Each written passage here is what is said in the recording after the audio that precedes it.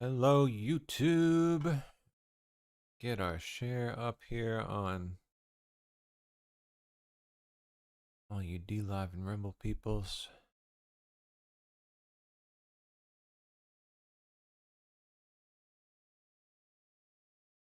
Oh, we skipped it. Oh, come on, man. Jeez. There it is. All right, we'll pick it up with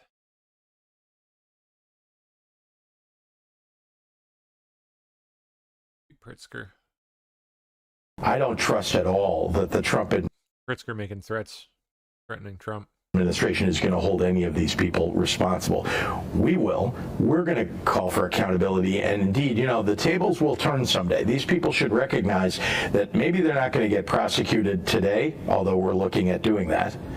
But they may get prosecuted after the Trump administration for the things that they did because the statute of limitations won't have run. I don't trust at all that the Trump administration is going to hold any of these people. I guess this is just what politics is going to devolve into now. I mean, I suppose it already has, but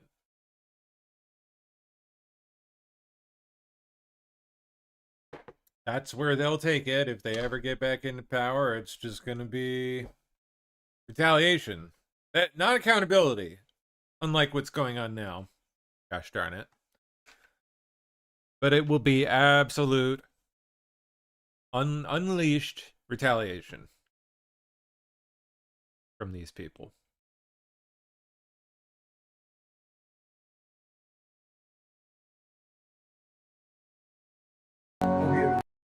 Trump signing the proclamation for the Day of Remembrance for Charlie Kirk yesterday.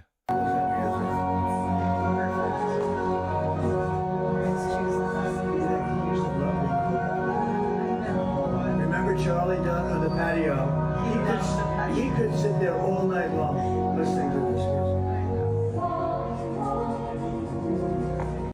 Bet I could too. I mean, shit, just stick me in there at Mar-a-Lago and I'll listen all night long if you want me to. I promise.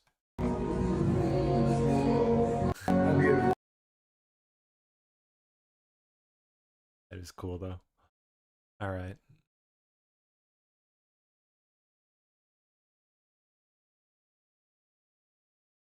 AG Bondi here late last night.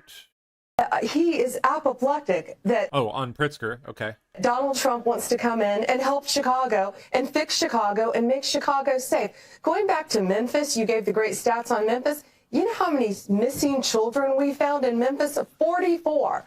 Finding one missing child makes it all worthwhile. 44 missing children. By the way, what is a missing child? A missing child is a missing child who's been taken away from What question even is that? their parents, abducted children. What do you think it is, Sean? On their own, all under the age of 18.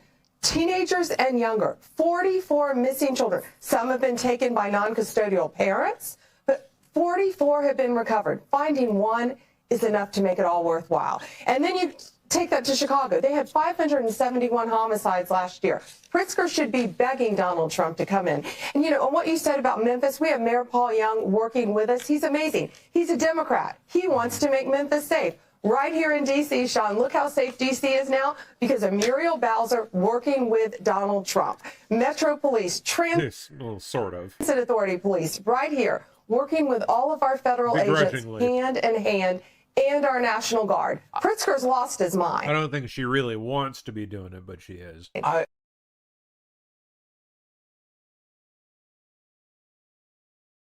Now to Brandon Johnson, okay. They are forbidding in Chicago, this mayor, Brandon Johnson, is forbidding the police to work with ICE to get illegal aliens off the streets. Here's one example. There was an illegal Mexican in Chicago. He should have been in prison, illegally there. He was in prison. He got released from prison. Instead of being deported, they kept him right there, and he beat a 21-year-old to death. Wow. Right in Chicago. How are they condoning this behavior? They are forbidding in Chicago, this mayor, Brandon Johnson, is forbidding the police. How indeed? Well, is it because the victim was white? Probably, because Brandon Johnson really hates white people. Like, really hates them. I think there was also this sense of the power of the American presidency and the way President Trump utilized.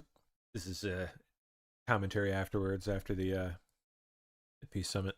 It to get things done. An extraordinary moment, Tom. The Chancellor of Germany, waiting for hours for President Trump to arrive, walked over and stood and watched President Trump speaking in the Knesset on NBC News monitors on our live feed. That was something I'd never experienced before. And then after the meeting with the signing of the peace plan, as it's called by the Trump administration, then the Italian Prime Minister Giorgia Meloni came out. And I asked her about just that question, about how sustainable this idea of this peace plan really is, how likely it is in practice to work out, if you like. And she was effusive in her support for President Trump.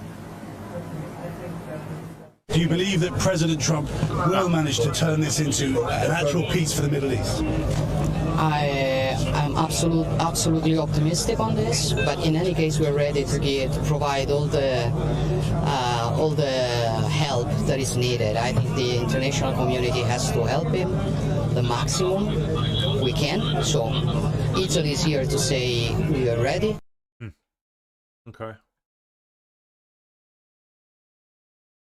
And now we get into today. Let's scroll through the day's happenings here.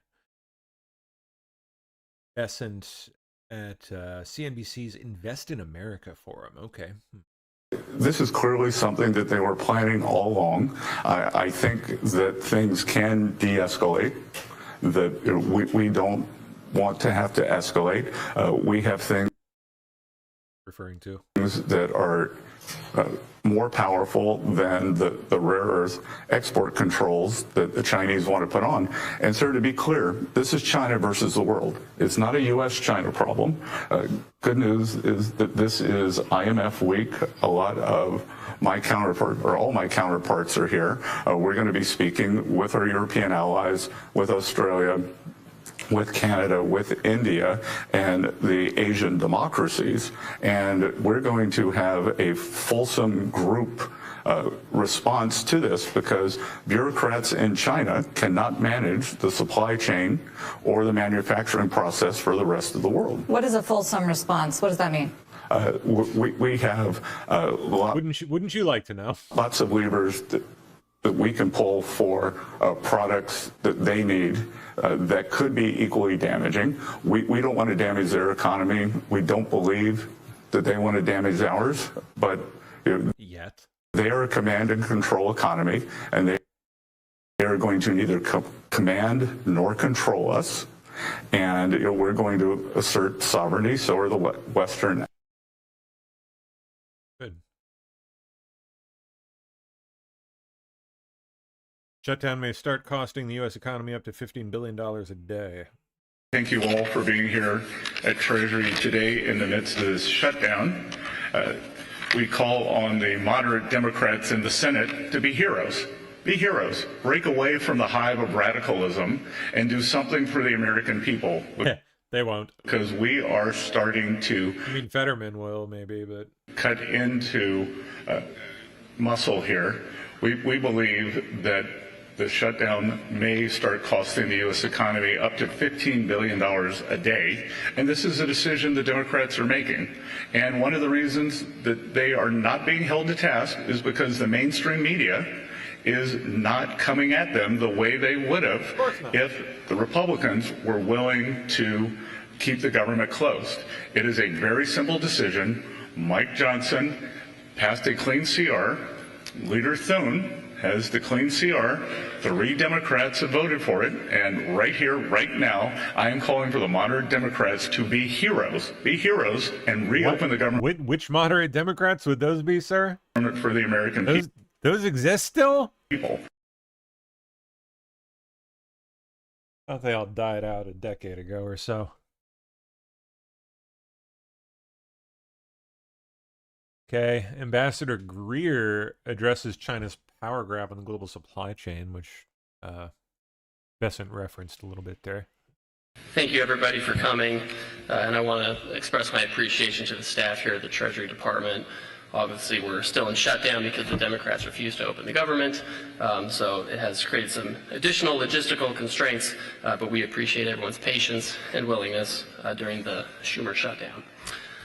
With respect to the matter at hand, last Wednesday evening, China announced a sweeping expansion of its export controls on rare earth elements and rare earth processing equipment, as well as technologies related to batteries, vehicles, industrial diamonds, and super hard materials. To be clear, this is not just about the United States. These actions, if implemented, would apply to the entire world. China's announcement is nothing more than a global supply chain power grab.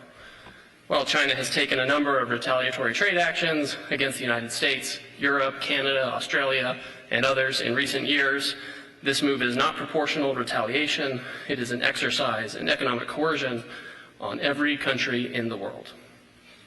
At its core, China's new measures include a rule saying that any product of which more than 0.1% of minerals consist of minerals mined or processed in China, one must seek approval from the Chinese government before trading it.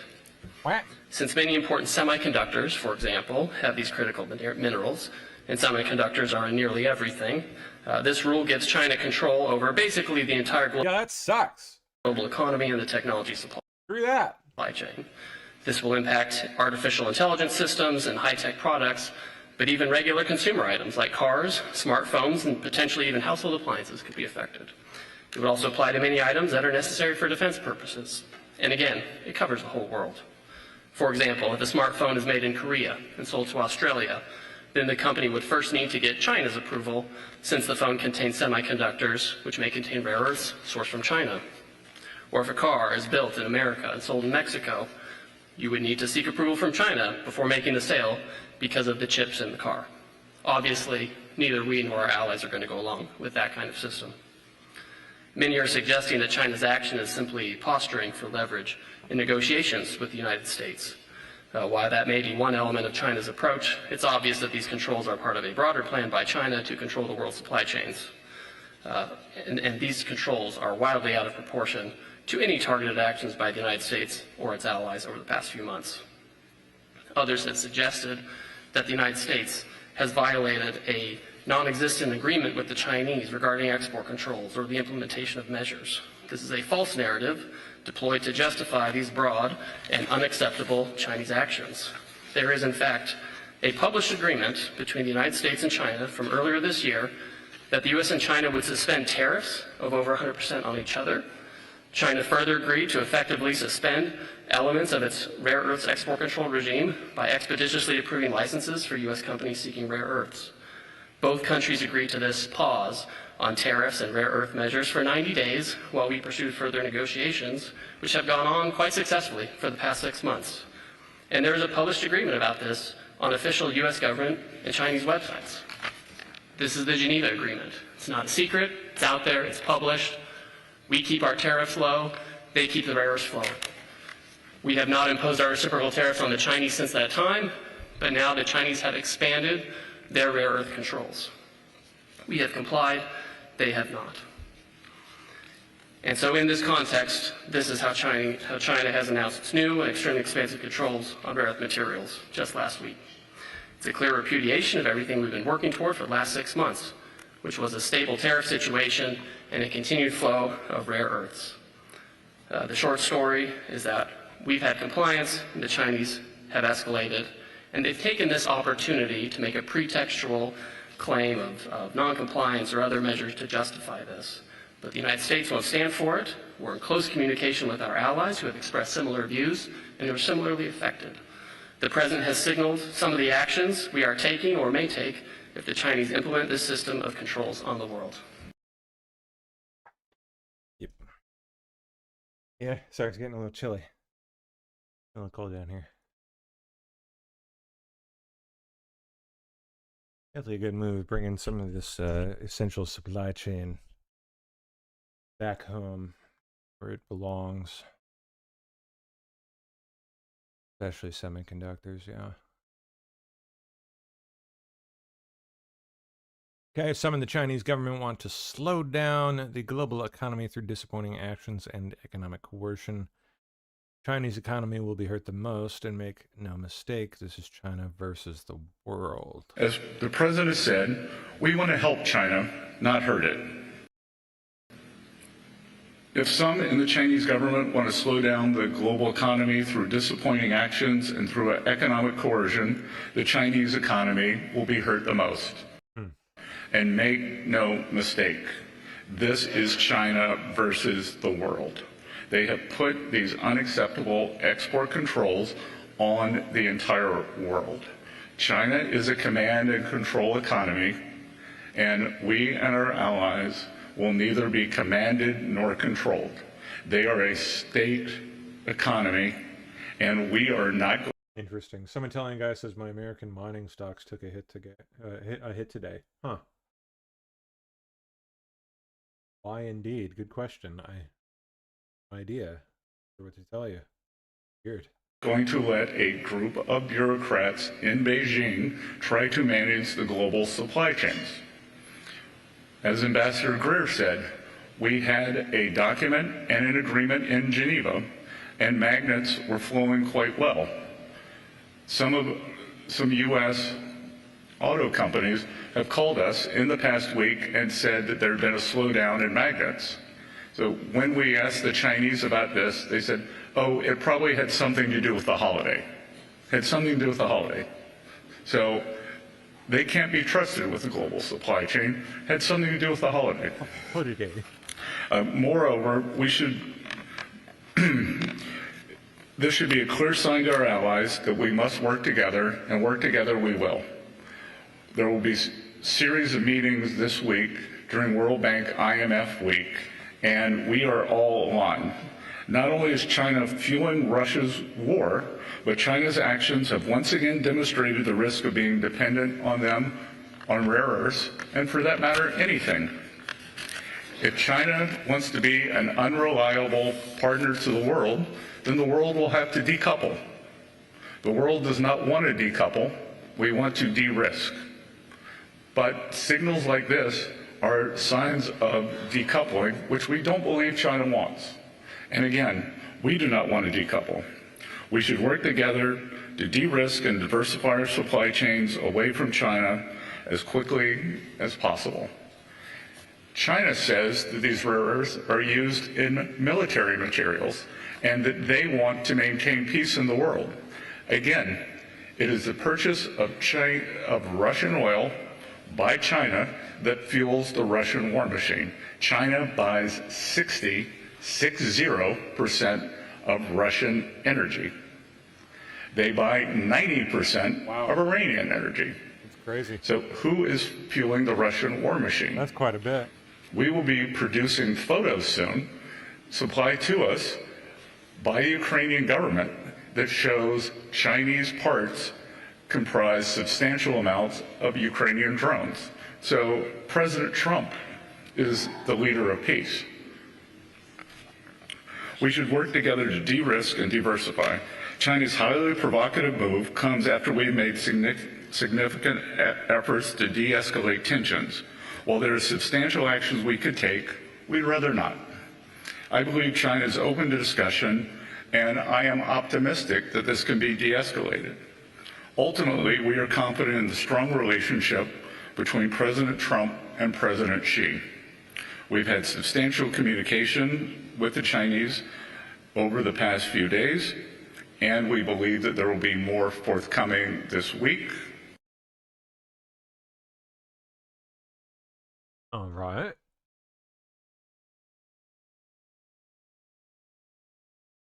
GE Aerospace CEO Larry Culp announces $30 million workforce skills training program. All right. Cool. Not too bad.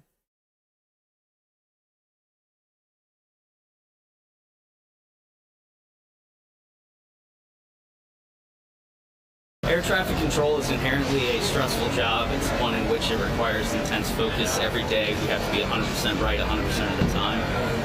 Not hit by that shutdown. Knowing exactly how I'm going to have childcare for my kids, or put gas in the car, or pay the next mortgage payment adds a certain level of stress onto an already stressful profession. it's just very difficult. The longer that this goes on, the more, any savings that I may have start to dwindle, and it's just really important that we all get paid as soon as possible for the work that we're doing. Air traffic control is inherently a stressful job. Especially these days, I'll bet. Oh, I work at National at Arlington. 75,000. Air traffic controllers and TSA agents are working without pay because of Schumer shutdown.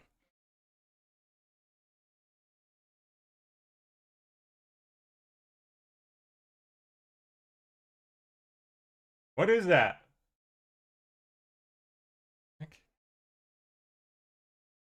Weird. Some like weird electronic voice saying something. I don't know. Some device that someone has upstairs. It was bizarre.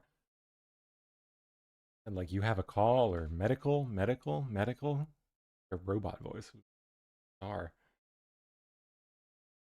What my little one's doing up there. Okay, anyway.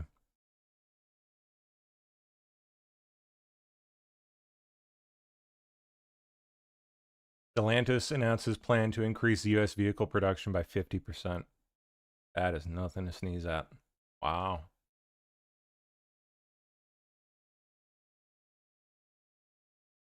Oh, here's more on the air traffic controllers. I mean, the union president here. Traffic controllers are on that edge, and that's why working with Administrator Bedford, working with Secretary Duffy to figure out ways to compensate these air traffic controllers for what they're dealing with on a daily basis, and bringing new ones in, is going out and now saying, do that, work 6 days a week. They don't work just 5, they work 6 days a week. They usually work 60 hours in that week, only 4 days off in a month. And yes, the main conversation they're having today in the control room is, how do I defer my mortgage? Or what are you going to work for? Are you going to work for Uber? Are you going to work for DoorDash? Are you going to go do waiters jobs? How are you going to earn money during this time the government shut down? And that's not what we need our nation's air traffic controllers focused on. And that's the risk we're talking about. I mean, air traffic controllers are on that edge, and that's why working with Administrator Ouchie.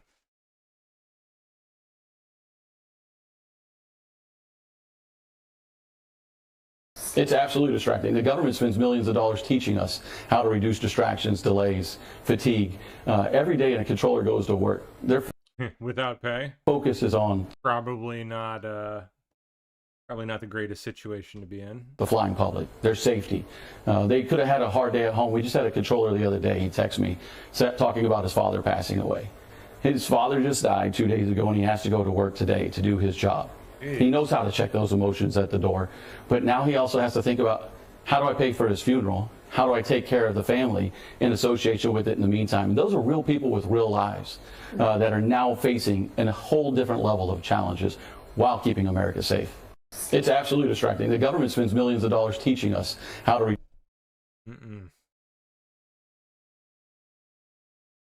Well, not going to end well. It's already bad enough as it is. Whirlpool Corporation announces $300 million investment in U.S. laundry operations, creating 400 to 600 new jobs. Not bad.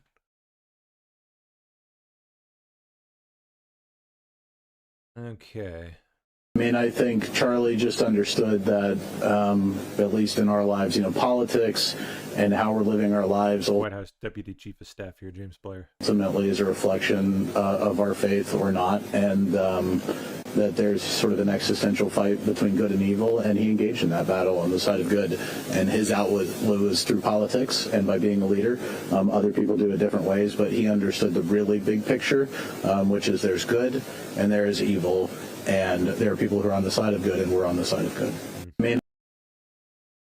Well, speaking of, see over in YouTube live chat, Army Vet Girl says, sorry to ask, but could y'all do me the biggest hug? Pray for my 12-year-old boy, please. Lord knows what we have need of, and also for my heart, please, and thank you so much. Well, you got it. There you go. I think that ought to do the trick. And hello, Mike B. Yeah, I see you out there. Good to see you. Good to see you again. And yes, that is me. Yep.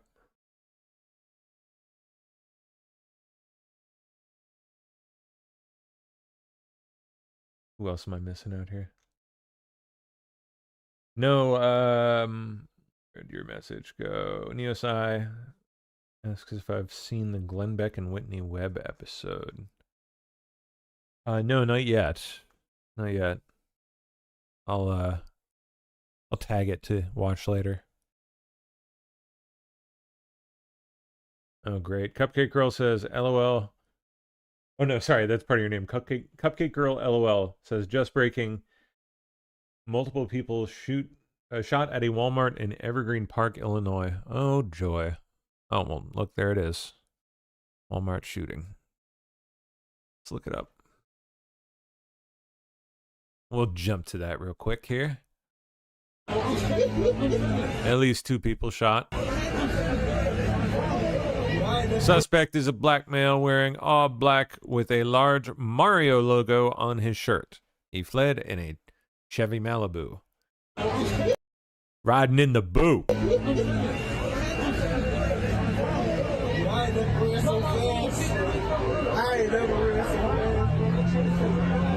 Shit. Shooting up the Walmart.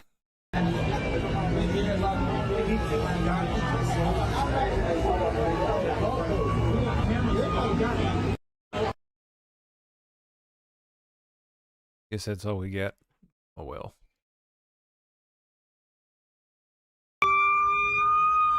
Wee woo. Dude had a handgun.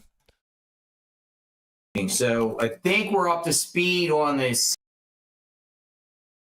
Suspect is in custody, yeah. In custody. Good, good, good. All right. Well, hey, it's Illinois, baby. All right, let's see. JD Vance up next here. He's apparently going to be joining Erica Kirk at Ole Miss on October 29th as part of the Turning Point USA Tour. Huh. You are actually going to be joining Erica Kirk on our campus tour. This is going to be a big one. Big one. At Interesting. Ole Miss. If you could throw the graphic up there, guys. 179.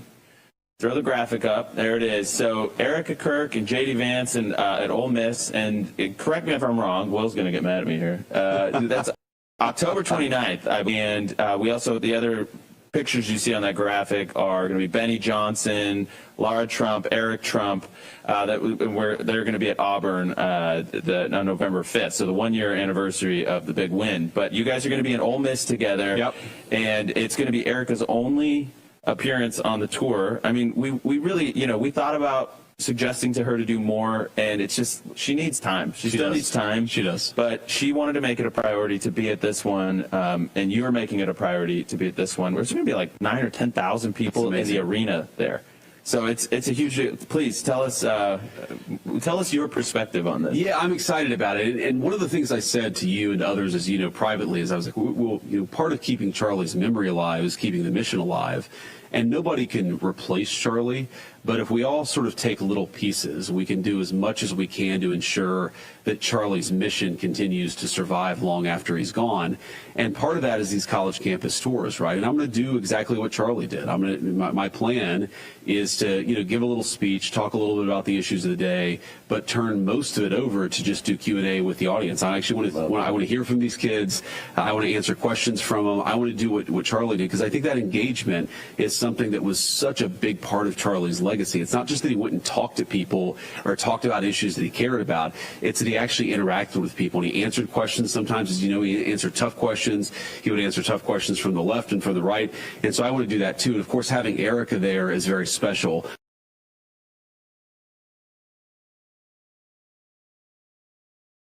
Okay.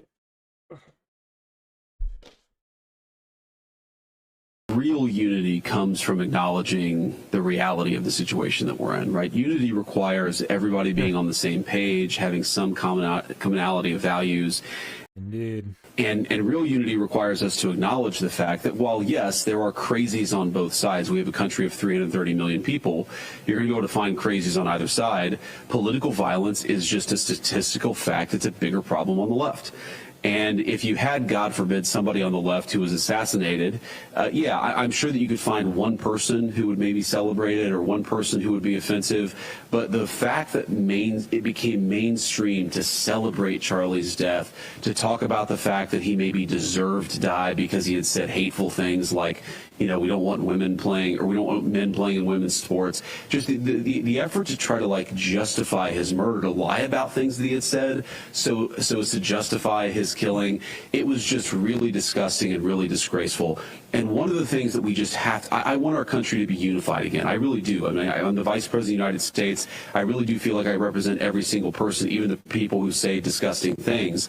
But if we're going to have real unity in this country, we're all going to have to acknowledge that killing people for what they think and what they believe is wrong. And right now, that violent impulse is a bigger problem on the left than the right. You could say that again.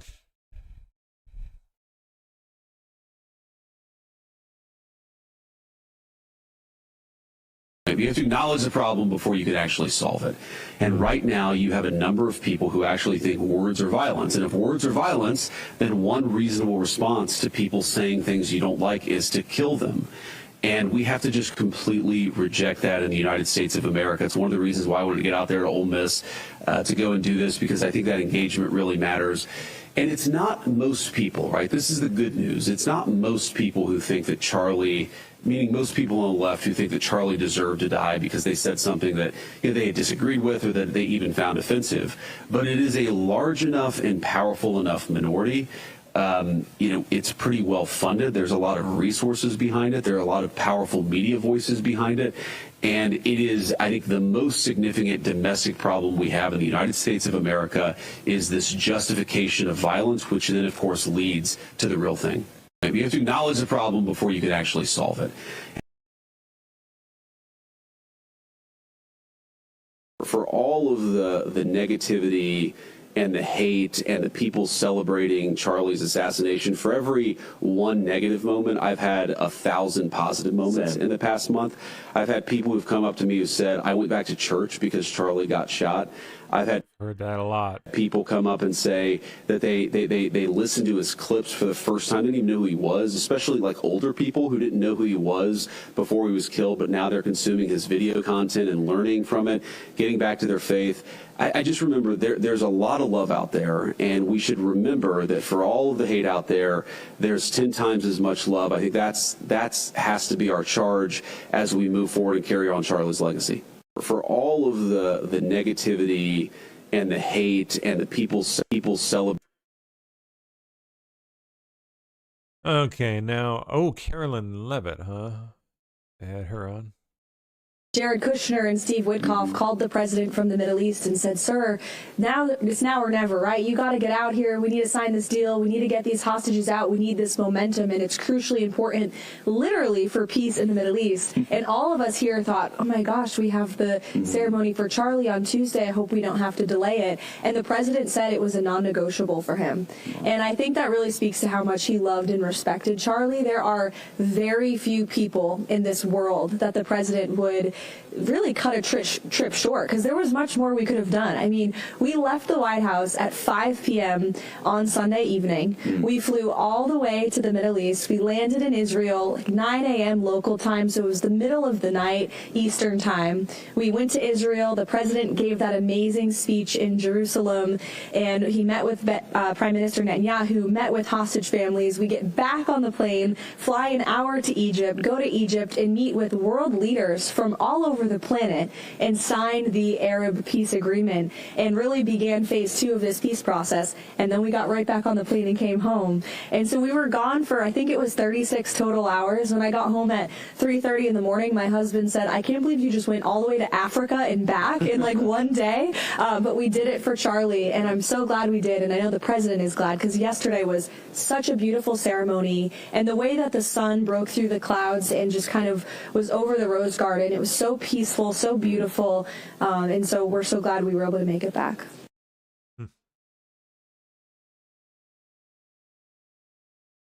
So you guys at Turning Point, just I encourage you, and I know that you will, continue fighting on, and how encouraging it is that so many young people are saying, I want to be part of this, despite the political violence we're continuing to face in our country, despite the fear and just the violence and the hatred that unfortunately comes from the left.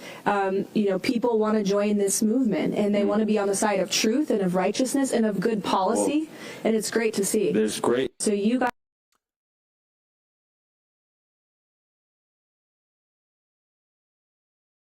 See how much more here to go through.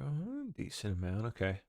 Sorry, I'm flying solo today. For those of you just arriving on YouTube, Steph, who usually helps me with tagging the day's news, unfortunately on the road today.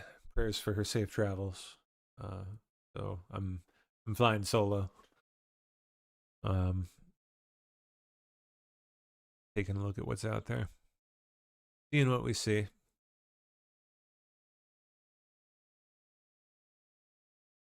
Okay, we just did that. All right, more on China. Others have suggested that the United States has violated a non-existent agreement with the Chinese regarding export controls or the implementation of measures. This is a false narrative deployed to justify these broad and unacceptable Chinese actions. There is, in fact, a published agreement between the United States and China from earlier this year that the U.S. and China would suspend tariffs of over 100% on each other. China further agreed to effectively suspend elements of its rare earths export control regime by expeditiously approving licenses for U.S. companies seeking rare earths. Both countries agreed to this pause on tariffs and rare earth measures for 90 days while we pursued further negotiations, which have gone on quite successfully for the past 6 months. And there is a published agreement about this on official U.S. government and Chinese websites. This is the Geneva Agreement. It's not a secret. It's out there. It's published. We keep our tariffs low. They keep the rare earths flowing. We have not imposed our reciprocal tariffs on the Chinese since that time, but now the Chinese have expanded their rare earth controls. We have complied. They have not. And so in this context, this is how China has announced its new and extremely expansive controls on rare earth materials just last week. It's a clear repudiation of everything we've been working toward for the last 6 months, which was a stable tariff situation and a continued flow of rare earths. The short story is that we've had compliance, and the Chinese have escalated, and they've taken this opportunity to make a pretextual claim of noncompliance or other measures to justify this. But the United States won't stand for it. We're in close communication with our allies who have expressed similar views and who are similarly affected. The President has signaled some of the actions we are taking or may take if the Chinese implement this system of controls on the world.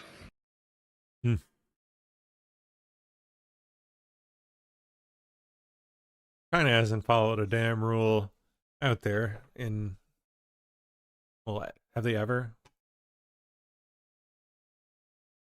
If they do, they only pay lip service to it. They just say they are and then find a way to fudge the numbers, you know. That's silly. All right. More from Carolyn Levitt. Why not? Okay.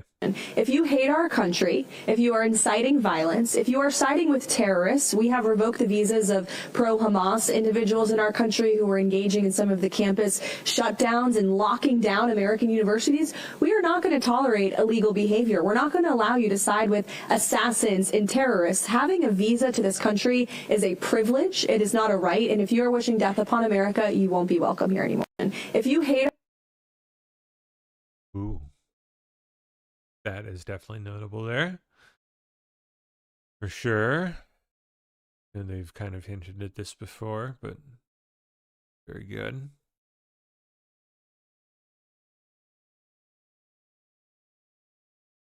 It is law and order versus lawlessness. Democrats want to coddle criminals, Republicans want to lock up criminals. That's it. I mean, it's very simple.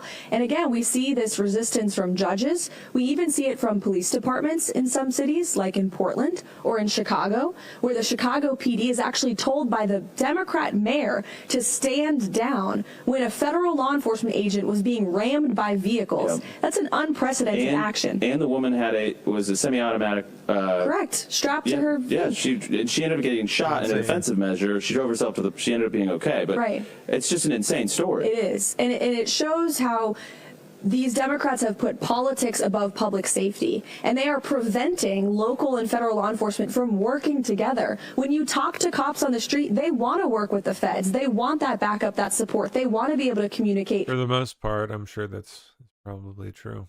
Share intel and go arrest bad guys. And as our FBI director says, we need to let cops be cops. And that's what we're trying to do every day. Oh yeah, I'd seen these claims making the rounds that Witkoff was going to be stepping back from the Trump admin after the Gaza deal, sources say, to refocus on his business after months of grueling diplomacy in the Middle East. Meanwhile, Witkoff himself says this story is 100% fake news and should be immediately retracted. I often wonder where these so-called reporters come up with such laughable nonsense. Sources. I'm more engaged on the peace process than ever, and I'm continuing to proudly serve the President of the United States. There we go. Now Russ Vought. All right, let's hear it. The Democrats have Let's hear him.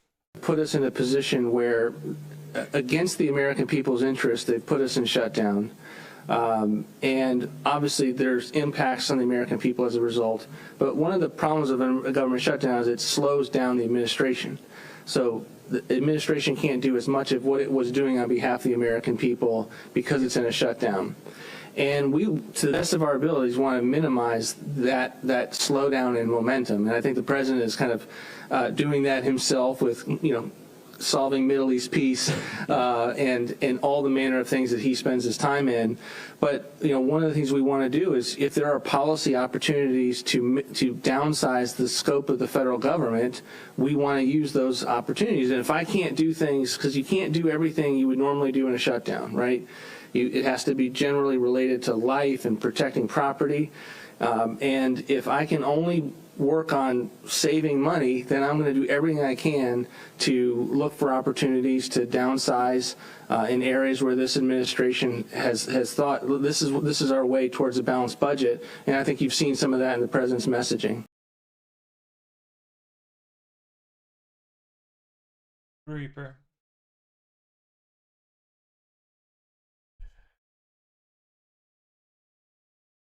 So, are we talking 10 people? We talking? Oh no.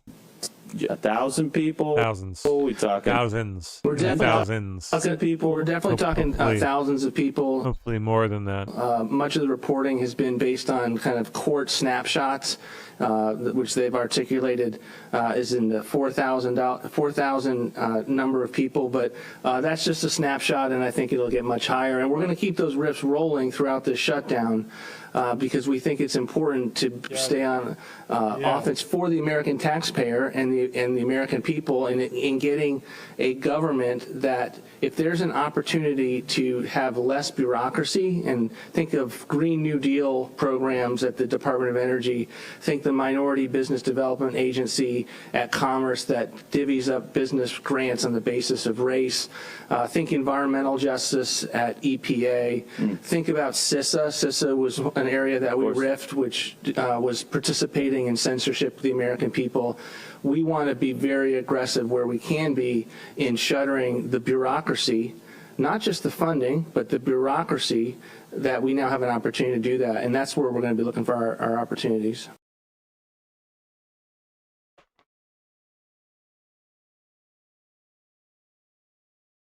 Is there some special mechanism that allows you to do this during a government shutdown, or are you simply saying, hey, while everything's stopped, I'm going to turn my attention to this? Good question. Because it's a combination of both, in the sense sense that Congress is saying we're not going to fund these programs by not passing the Republican continuing resolution. So if there's no funding for these programs, then what would you have us do?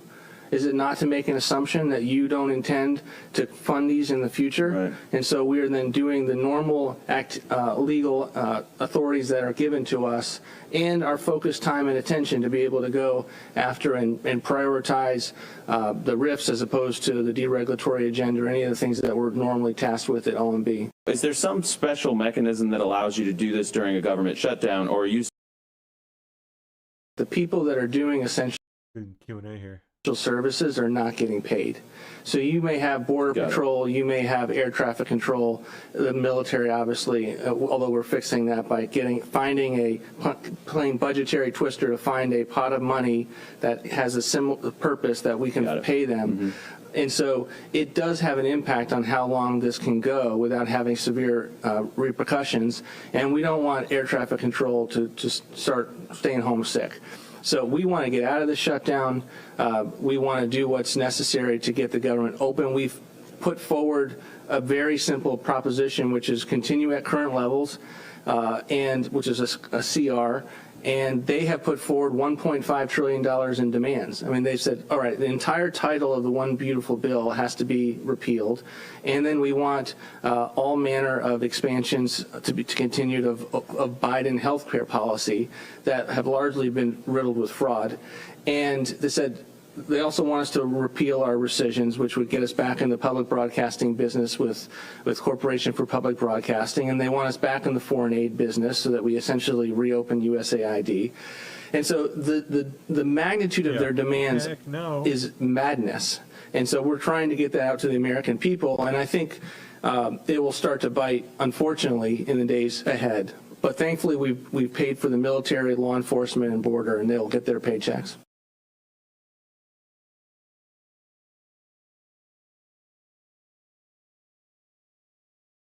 Trying to put that crap back in. Are you kidding me? Nope. Not happening.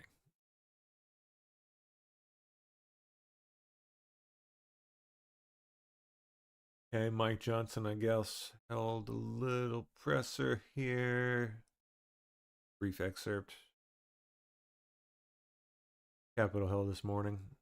Everyone needs to understand that 1.3 million active duty service members would be missing a paycheck. They'll get their check, thankfully, because President Trump has shown strong leadership. And under his direction, the Department of War has now redirected unspent funds to ensure that our troops are taken care of.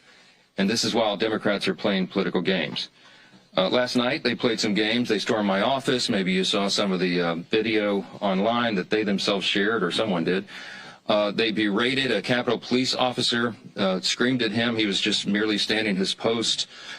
Shows again their disdain for law enforcement, as we see all around the country, the Democrats and everyone in that party screaming, assaulting ICE officers. They did it right here in the Capitol last night. A few members of Congress went into the little foyer of my office and tore down a sign that I had up and just engaged in all sorts of political stunts and antics. They've been doing that every day now, and it shows their desperation. It also shows a very strong contrast between the party that is working for the people and trying to keep the government open and do the right thing, and the party that is engaging in all this nonsense.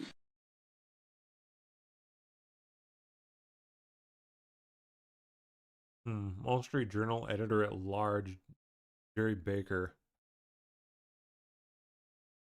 on the shutdown. I think the more this pressure is put on them, and again, if pressure does rise from their own constituents, many of these who are government workers, we see, so there are 53 Republicans in the Senate. A couple of Democrats have already come across to support reopening the government. I think this pressure is quite smart. I think it will. I think Democrats must understand that they're not going to gain much politically. Again, despite the media's attempts to blame Republicans, they're not really going to gain much politically from this.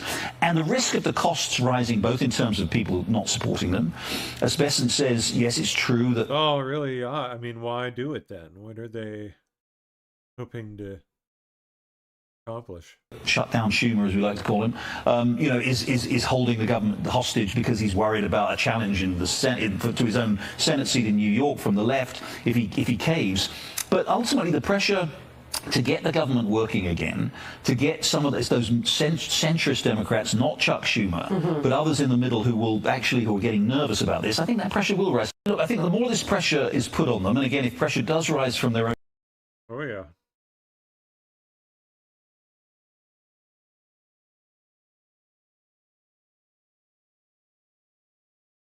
Okay. Trump just signed an order directing the Secretary of War to ensure active duty U.S. military personnel receive their paychecks on October 15th, despite the shutdown. Very good. Back. Okay.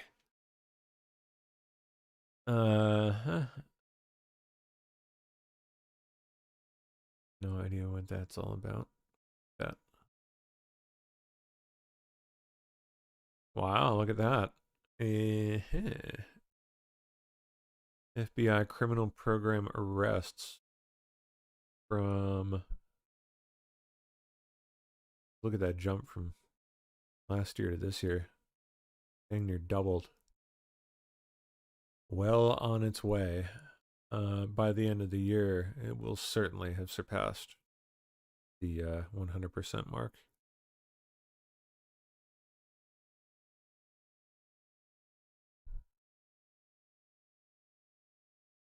Okay.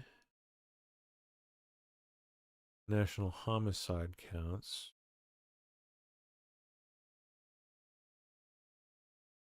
I mean, that's certainly down compared to last year, obviously, but seems to have leveled off here. It's not decreasing any further. After like it was a pretty rapid drop, like right around the transition point between the Biden and Trump admins. Wonder what could have precipitated that.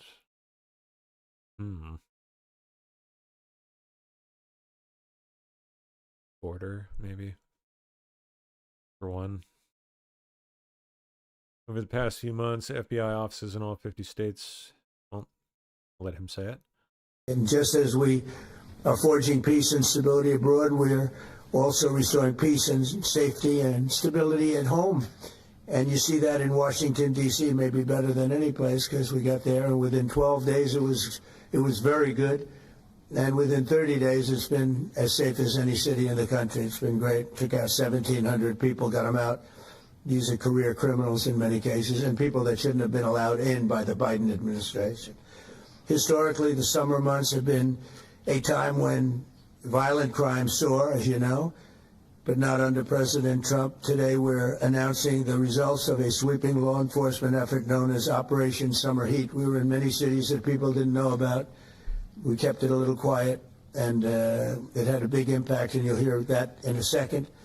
But over the past few months, FBI offices in all 50 states made crushing violent crime a top enforcement priority. And that's what they did, rounding up and arresting thousands of the most violent and dangerous criminals. And these are among the most dangerous and violent people in the world. They were allowed, in many cases, not in all cases, but in many cases, they were allowed in by a very foolish, actually stupid, open border policy. Just anybody could have come in. They emptied out their jails, their prisons, their mental institutions. They emptied them into our country. And the people behind me have done an incredible job, because if we didn't have that administration, it would have been so much easier. They allowed millions of people in this country that shouldn't have been allowed, including over 11,000 murderers, half of whom murdered more than one person. And many of them are gone now, or they're put in prison, because we don't want to have them come back. So we literally put them in our prison, which we don't want to do. But we bring them back to their countries. Chuck them out. Bye-bye. Bye-bye. Okay, Operation Summer Heat, massive success. Okay. 8,000 some arrests, 2,000 some firearms seized, over 500 children identified, nearly 8,000 search operations, 421 kilograms of fentanyl seized, nearly 45,000 kilograms of cocaine seized, and over 2,000 criminal indictments so far. That is over the span of, let's see, June. That's 3 months. Wow. Under 3 months. Since the start of the administration, the FBI has arrested over 23,000 violent criminals, more than double the number arrested in the final year of the Biden disaster. The FBI has also destroyed or severely disrupted more than 170 organized criminal enterprises and gangs, 1,600 of the most violent gangs, and confiscated over 6,000 illegal firearms. And they've tracked down and arrested 4 fugitives on the most wanted list. 4 of the most wanted. Actually, 2 of them were the most wanted fugitives in the world. There's still much more work to be done, which is why the FBI continues to work alongside the Department of Justice, the Department of Homeland Security, and the Department of War to defend. And Pete Hegseth has been fantastic, by the way, on this too, on other things, but on this too, to defend law and order and combat violent crime, arrest illegal aliens, and make American cities the safest in the world. I know this was broadcast mostly in full, but I missed most of it, and I know a good portion of you probably have too, especially those of you just getting off work on here in the evening. Okay. But I'm thanking Stephen Miller. I want to thank Stephen Miller, who's right back in the audience right there. I'd love to have him. I love watching him on television. I'd love to have him come up and explain his true feelings, but maybe not his truest feelings. That might be going a little bit too far. But Stephen, thank you for doing an unbelievable job. And the people of this country love you, I'll tell you, and they love what you say about crime and stopping crime. But I want to thank Stephen Miller, who's right back in the audience, right? Miller is quite a guy. Crown Batman captured 4 of the FBI's 10 most wanted fugitives in just 10 months. Pardon, 7 months. Misread that. 7 months. 4 of the 10. 7 months. Not too bad. Men and women of law enforcement say 2 things to me. Oh, back up on that mic there, Blondie. Whoa. Repeatedly. Oh, don't swallow it. First, you have taken the handcuffs off them and let them do their jobs, and you let cops be cops. Easy. That's why all this is happening. The director, the deputy director are working around the clock. All of these great men and women in the FBI, they have families at home, and they are working during a government shutdown right now. Many of them have small children. Many of them, I was talking to an agent this morning, many of them have babies at home, and they are working around the clock to not only keep our country, but our world safe. And that's what Operation Summer Heat did. Thank you, Director, and to the Deputy Director for everything you did on behalf of the Department of Justice, and you're going to continue to keep doing. And they set the stage for what we're doing in Memphis. You're going to hear a lot more about that, our joint task force next week, but they set the stage for Memphis. And last night alone, setting the stage for Memphis. Men and women of law enforcement, result of our operation in Memphis, who raped a child under the age. Okay, hold on. Sorry, I skipped a bit. Oh, son of a gun. Are you kidding me? Men and women of law alone in Memphis, there were almost 70 arrests. There were 12 guns seized. And there was a 70-year-old man arrested as a result of our operation in Memphis who raped a child under the age of 3. That one case makes everything we're doing worthwhile. So thank you all for being here on behalf of both of us. Jeez. Thank you, President Trump. Yeah, crank that mic back a bit. All right.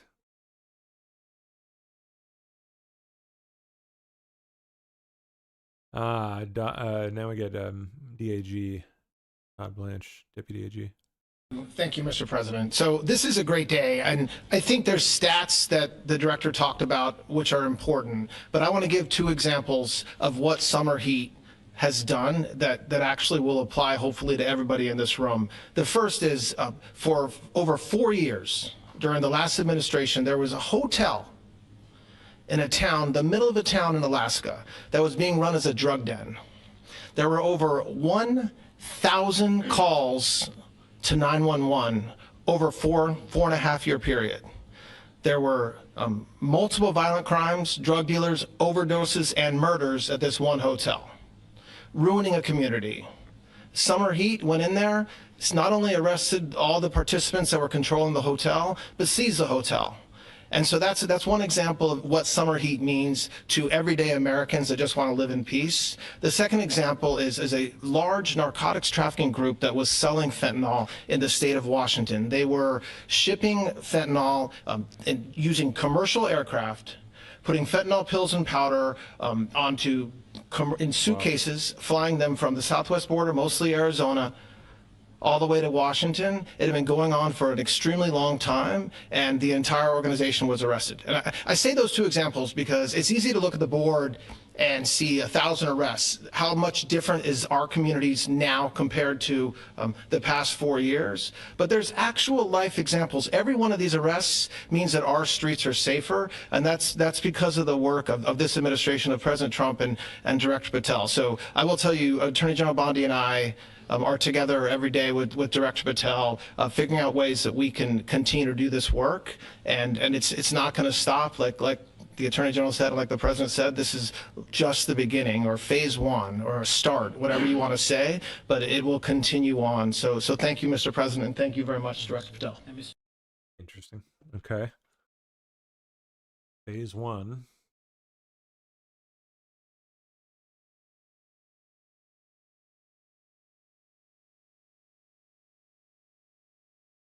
Yeah. I heard, hold on, let me jump to this. Check this out. Apparently the CIA has been authorized to act in Venezuela on the ground in some form or fashion. Pretty sure I saw that. Yep. Trump admin secretly authorized the CIA to conduct covert action in Venezuela, according to U.S. officials. At least, according to the New York Times. Let's see what they say. This is coming from who? Okay, apparently Trump acknowledged on Wednesday that he had indeed authorized the covert action and said the U.S. was considering strikes on Venezuelan territory. We're certainly looking at land now because we've got the sea very well under control. Interesting. Huh. Let me look some of this up here. Let's see what we can find out. Filters today. Can you find any fresh reporting on this? Okay, here's Trump being asked about it. For those that missed this. Do you have any updates for us, especially in light of all the online content that everyone's been talking about? The only thing we deal with at the FBI and the Department of Justice is facts, and we delivered at record speed a manhunt to capture Charlie Kirk's alleged assassin in 33 hours. And if you put that in perspective, for Luigi Mangione with the Boston Bomber, they took them 5 days and a police officer lost their life in their manhunt. We are running on absolutely every single lead, and the best thing we can do to honor my friend Charlie Kirk's life is to make sure that everyone involved is prosecuted to the full extent of the law, and that's what we're focused on, investigating the facts, not trading in conspiracy theories. Okay. Mr. President, thank you so much. Thank you. In light of China's export curbs on rare earths, do you view India as a reliable partner going forward? And are you planning to meet Prime Minister Modi in Malaysia? Are you open to talks in terms of... Yeah, sure. He's a friend of mine. We have a great relationship. He just said that 2 days ago, as you know.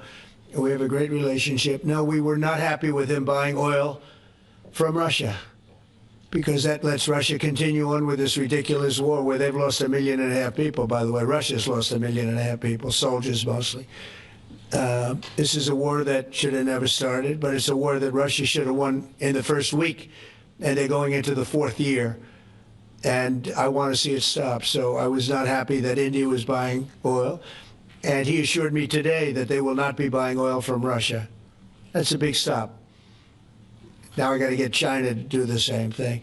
You know, that is relatively easy compared to what we just did over the last week in the Middle East. Middle East was 3,000 years and we got it done. This is 3 years, and I think we'll get it done. I think that President Putin, I think he wants to get it done. We'll see. There's a great animosity between him and Zelensky. You probably have noticed. Yeah, no kidding. And it's, I think it's hurting the process. Yeah, please. Mr. President, thank you.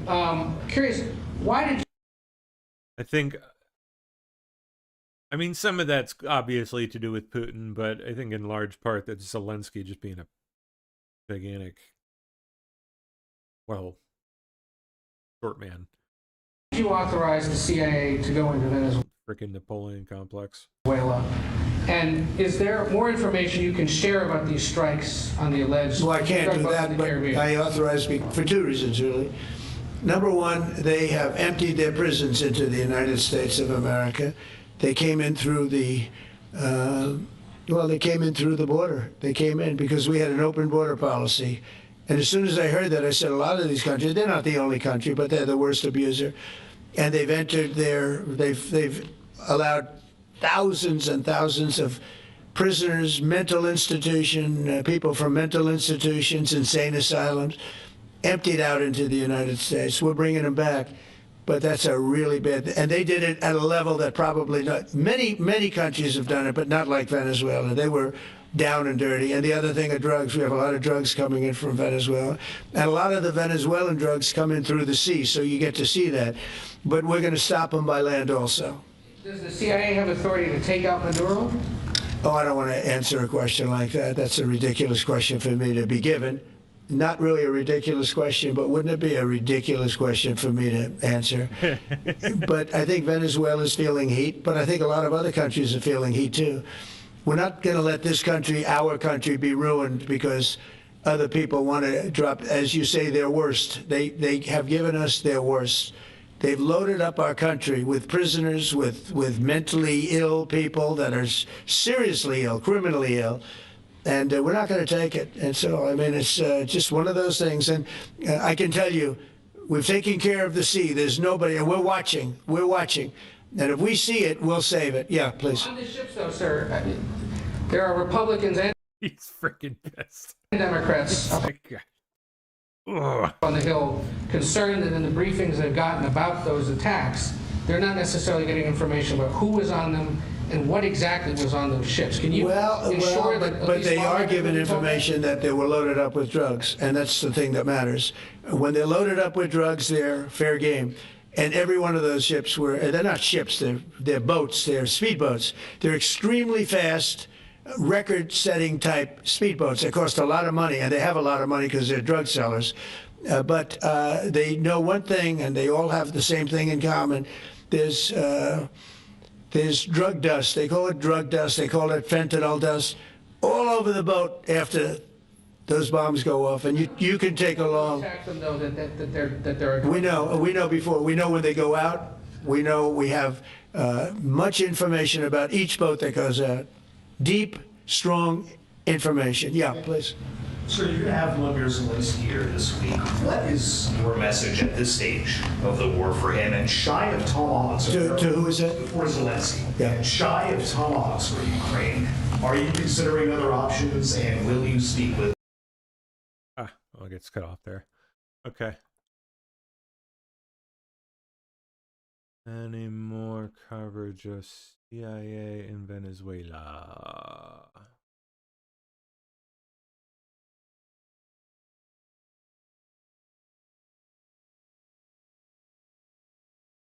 Not really.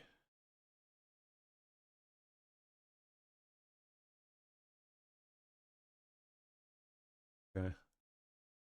Well, I'm sure there's going to be a lot more discussion about that. Stuff. Yeah, let's keep going here.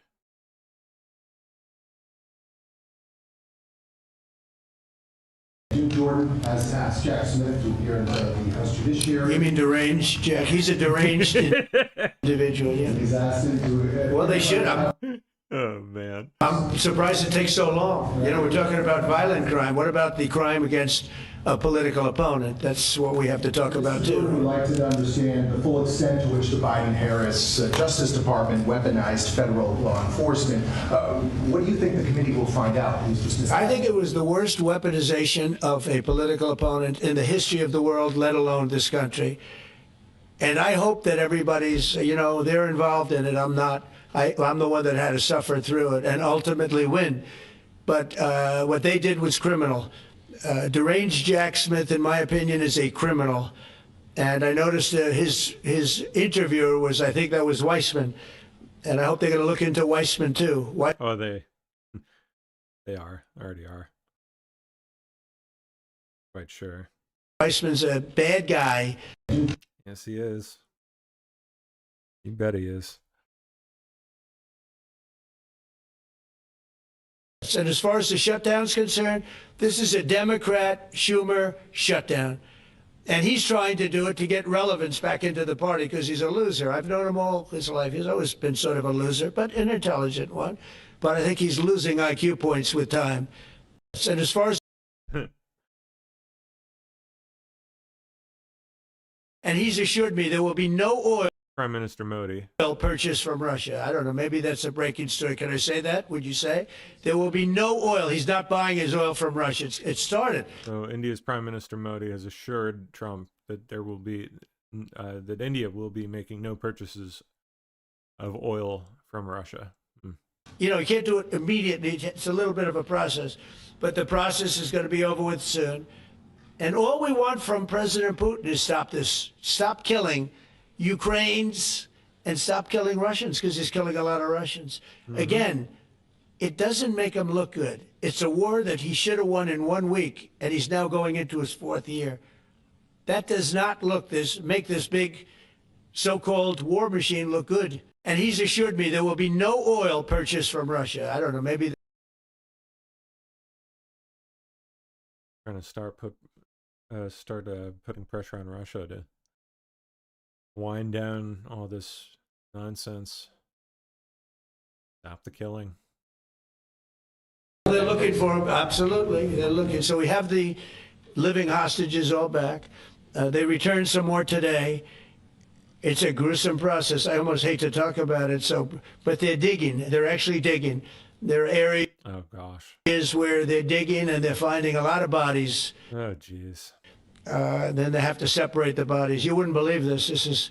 And some of those bodies have been in there a long time. And I can only imagine. It'd have to be gross. Some of them are under rubble. They have to remove rubble, but there are graves, and some are in tunnels that died in tunnels, of course, that are way down under the earth, and the tunnels are like 3 feet. Can you believe it? 3 feet high. They lived like this for a long period of time. It's a horrible atrocity. They're looking for him. Absolutely.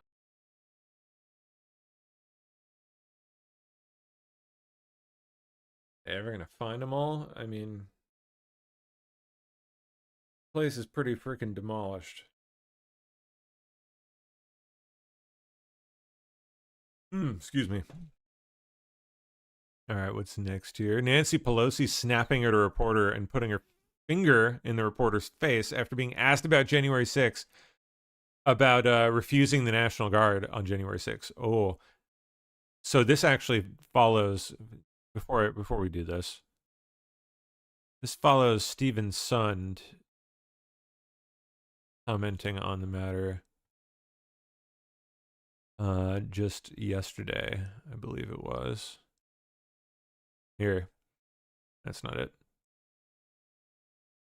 Here we go.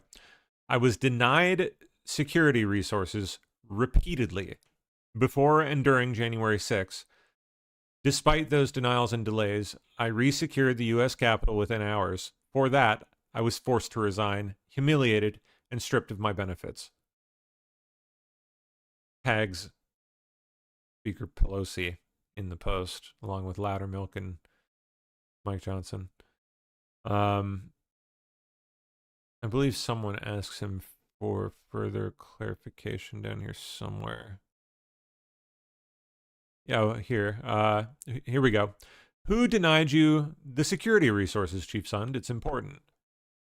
Sund responds, primarily the House Sergeant at Arms, who reported to Speaker Pelosi. Now let's see Nancy Pelosi.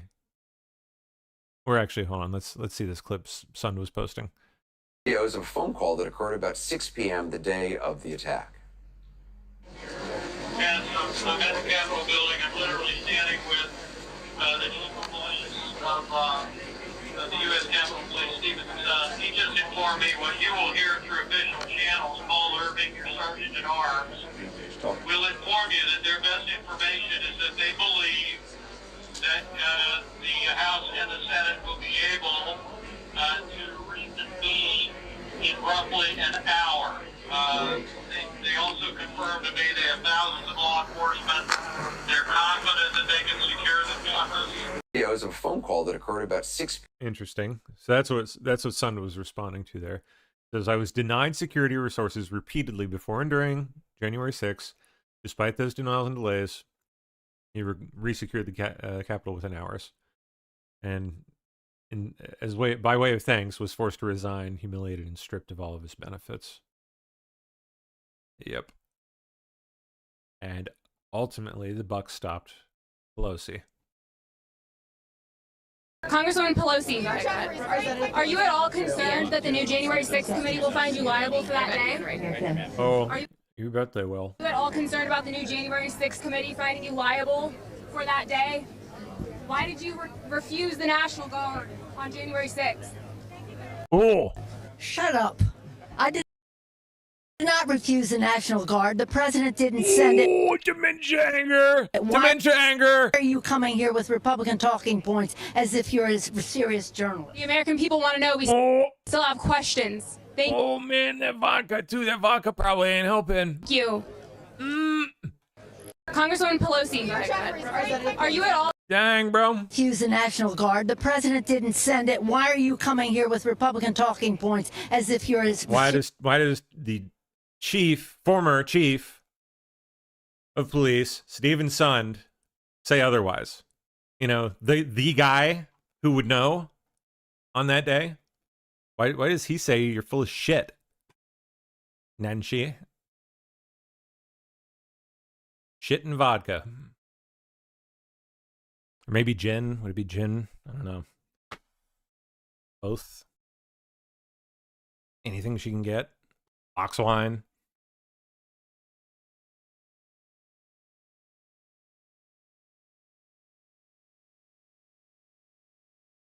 All right, let me see what I had tagged here. I know we have not done that yet. Okay, I think that's... Yes. All right. Oh, man.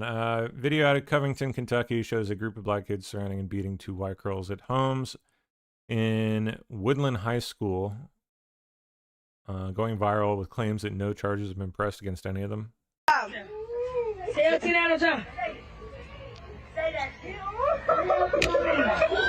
Say it.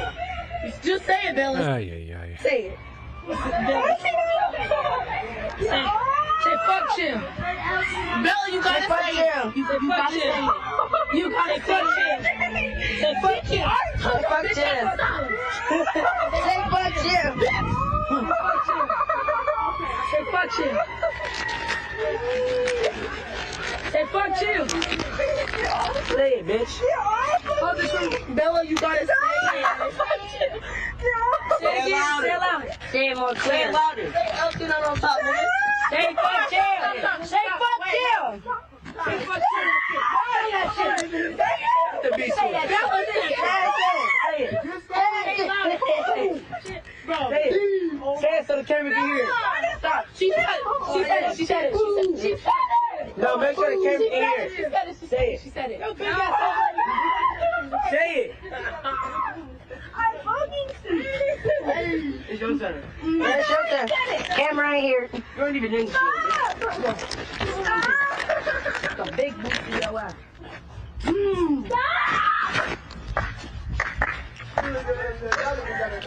Alright, What in the heck, man? This is happening on, like, is this on school grounds? No, I mean, no matter where it's happening, but especially like on school grounds, like it certainly looks like it. Yeah, there's like a mascot logo looking thing. Jeez, dude. Ay, ay, ay. Out of control, dude. Out of control.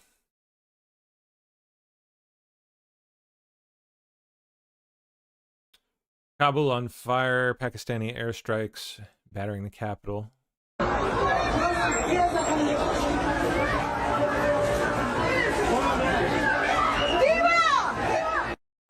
Yikes. Seen that. Trump on Hamas disarming. We have told them we want to disarm, and they will disarm. And if they don't disarm, we will disarm them. And it'll happen quickly and perhaps violently. But they will disarm. Do you understand me? Yes, you say because you always, everyone says, oh, well, they won't disarm. They will disarm. And I spoke to Hamas, and I said, you're going to disarm, right? Yes, sir, we're going to disarm. That's what they told me. They will disarm, or we will disarm them. Got it?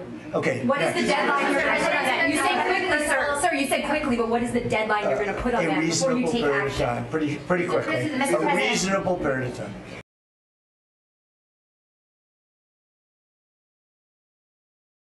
Oh yeah, something happened with Hexas Jet, right? It departed Belgium, and then at some point over its travels over the Atlantic, some manner of emergency happened. Something like the windshield cracking, and like a cabin depressurization or partial depressurization or something. They had to descend rather rapidly down to 10,000 feet or below, and turn around and head back towards the UK for an emergency landing, which I understand went just fine. But yikes, right? Crazy. I think there's some more detail on it I tagged here somewhere. Excess plane has safely landed at RAF Mildenhall, a British Air Force base, following an emergency being declared on board. For the Pentagon, the windshield cracked mid-flight, so the pilot quickly dropped the plane to 10,000 feet. Just in case I guess probably just in case things progressed further and the windshield opened up and the entire cabin just lost all pressure. It would be very bad.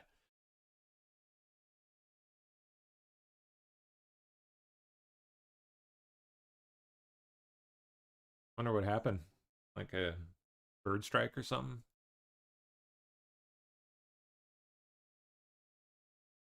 Does happen.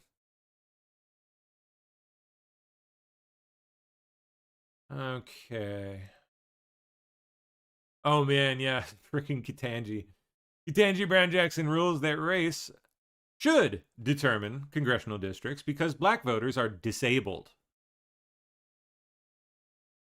I guess I'm thinking of it, of the fact that remedial action, absent discriminatory intent, is really not a new idea in the civil rights laws. Oh, yeah? And my kind of paradigmatic example of this is something like the ADA. Congress passed the Americans with Disabilities Act against the backdrop of a world that was generally not accessible to people with disabilities. And so it was discriminatory in effect because these folks were not able to access these buildings. Here goes the word salad. And it didn't matter whether the person who built the building or the person who owned the building intended for them to be exclusionary. That's irrelevant. Congress said. So how are they exclusionary? The facilities have to be made equally open to people with disabilities if readily possible. So like How does this apply to black people? I guess I don't understand why that's not what's happening here. The idea in Section 2 is that... So black people are how again? You tell me, Ketanji. I mean, you'd know, right? Responding to current day manifestations of past and present decisions that disadvantage minorities and make it oh my gosh, we're going that route? So that they don't have equal access to the voting. How precisely?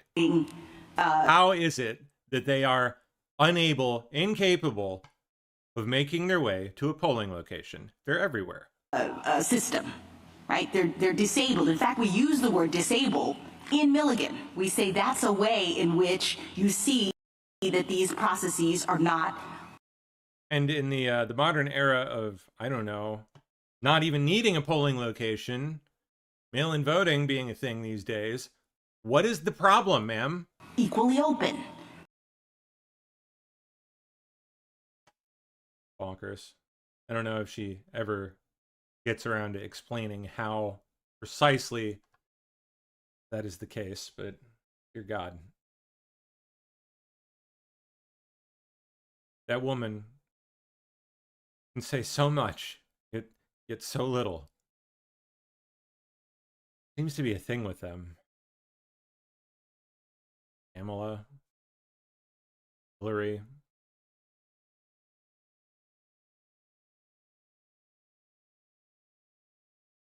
DC Judge Kendra Briggs has allowed the 2 teens who jumped big balls to avoid jail and has now sentenced them to simple probation, stating her job is to rehabilitate, not punish.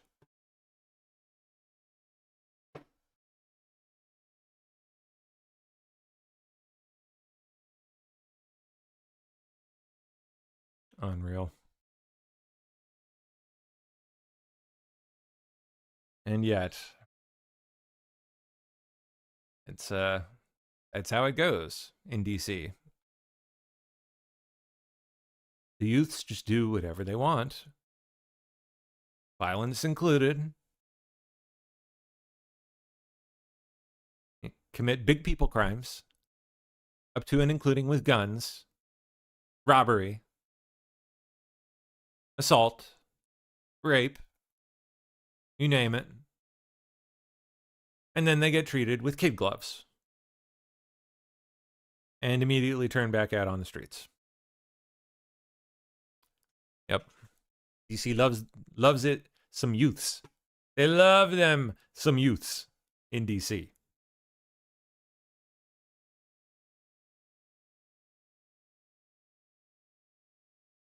Okay, Attorney General Liz Murrill commenting on the Supreme Court. Every opinion that the court issues in redistricting has the ability to affect redistricting everywhere.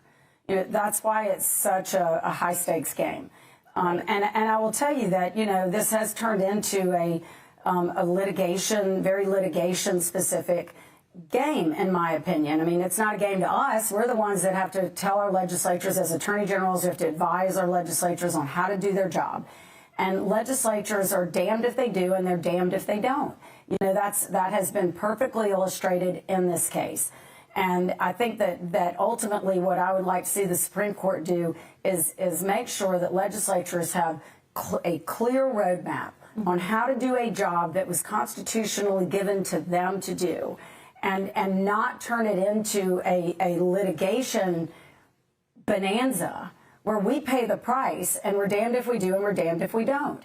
And I don't think that's fair. It's not the way that this is supposed to work. The legislatures want to do their jobs right. There's certainly no evidence in our case that there was ever any intentional discrimination. And yet, when we go into litigation over this, over the map drawing exercise, it is completely divorced from what they did or what their intent was when they did it. Wow. The court needs to reconcile that. And if they need to reconcile it by declaring Section 2's results-oriented test unconstitutional, then that's the right outcome. If they need to reconcile their own jurisprudence in this area so that they can realign it so that it actually is consistent with the Equal Protection Clause, then I think they should do that. You know, I mean, I can't dictate what the outcome will be, but I think we're moving in the right direction.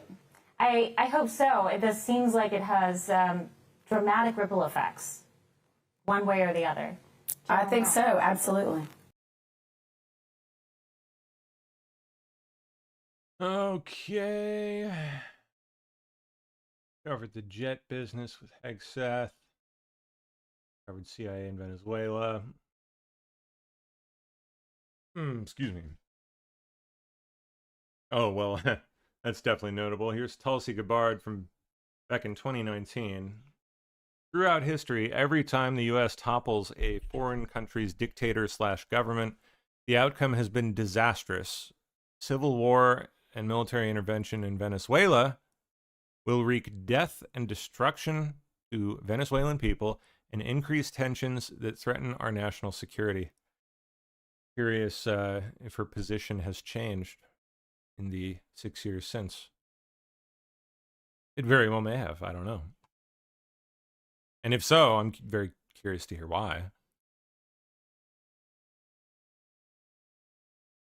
Everyone needs to understand that 1.3 million active duty service members would be missing a paycheck.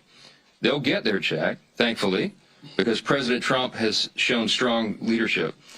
And under his direction, the Department of War has now redirected unspent funds to ensure that our troops are taken care of. And this is while Democrats are playing political games. Last night, they played some games. They stormed my office. Maybe you saw some of the video online that they themselves shared, or someone did. They berated a Capitol Police officer, screamed at him. He was just merely standing his post. Shows again their disdain for law enforcement, as we see all around the country, the Democrats and everyone in that party screaming, assaulting ICE officers. They did it right here in the Capitol last night. A few members of Congress went into the little foyer of my office and tore down a sign that I had up and just engaged in all sorts of political stunts and antics. They've been doing that every day now, and it shows their desperation. It also shows a very strong contrast between the party that is working for the people and trying to keep the government open and do the right thing, and the party that is engaging in all this nonsense. Indeed. Okay. Oh, it's Liz Murrell again. Hey, good morning. I'm Attorney General Liz Murrell, and I'm here Supreme Court. at the United States Supreme Court. We're here to argue Louisiana versus Calais, which is one of the most consequential Voting Rights Act cases in decades. We hope to convince the United States Supreme Court to stop forcing us to use racial information to draw our congressional districts. We'll see what happens. Hey, good morning. I'm Attorney. Indeed.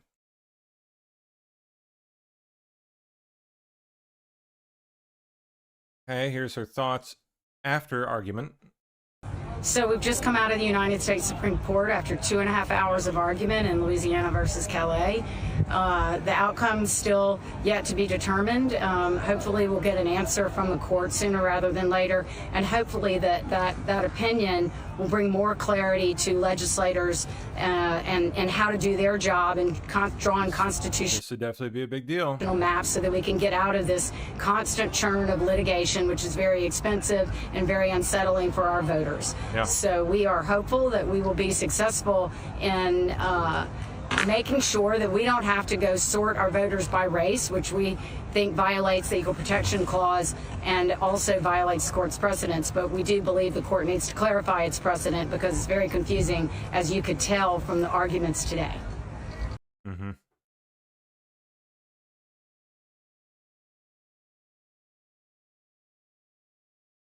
Paid. I talked about crime, but I San Francisco's next on the list. Good. never knew that we were going to get into it like we did. You know, Clean up the poop, clean up the needles. I mean, I used to watch these cities with the murders. Chicago recently had one deal where they had 11 murders in one weekend, and they said, well, yeah, but it was a holiday weekend. They actually told me that was the reason. Like it was okay because it was a holiday. It was Labor Day. These people are the worst. They really have to, they better I tell you what, the people in Chicago and the people in places like that could be fixed. At some point, it gets to where you can't fix it anymore. It's too far gone. And we have some cities like that. But these are great cities that could be fixed. I'm going to be strongly recommending, at the request of government officials, which is always nice, that you start looking at San Francisco. I think we can make San Francisco, there's one of our great cities 10 years ago, 15 years ago. Truly. I don't know about that recently. Maybe like 20 years ago, like Full House era. But now it's a mess. Well, I guess Full House era was more like 30 years ago, whatever, 30 years ago. And we have great support in San Francisco, so I'd like to recommend that for inclusion, maybe in your... Full House era San Francisco was pretty peak. I'm not gonna lie, like it looked like the place to be, man. I bet I was there as a young boy. My uncle lived. I think he still lives there. He was a day trader at that time. Day trader and a pilot. Still flies jets. He's like a corporate jet pilot for mega rich. But he would do like on the off time, which was pretty frequent. He'd do day trading and have these fond memories of like hanging out in his little flat in San Fran, like right in San Francisco with him and my pops early in the morning, just watching them like talk, just sipping coffee and like looking at graphs and talking about all these numbers I didn't understand, but it was just so freaking cool and fascinating how like excited he was about like just the process of trading and making money. It was just I still remember that all these years later. I don't remember exactly how old I was. Must have been pretty young, 7-ish. I still remember the windy going down that I forget the name of the road, but the famous street. Quite a city. Deserves better than it's been given lately.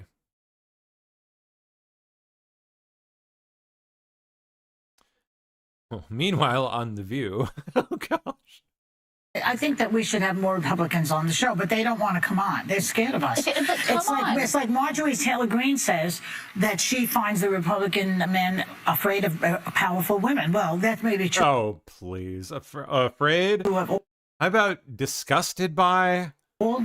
Just all around cringe-inducing. Political persuasion. But if they would come on this show, they can explain to us what they're trying to do to this country. I think. Girl boss? Like, really? We think we're afraid of girl bosses? No, we're just kind of like disgusted and annoyed by them and really don't want to spend any time around them if we can help it. That we should have more. Because why would we? Why would anyone sane want to spend time around that? Republicans on the show, but. Ugh.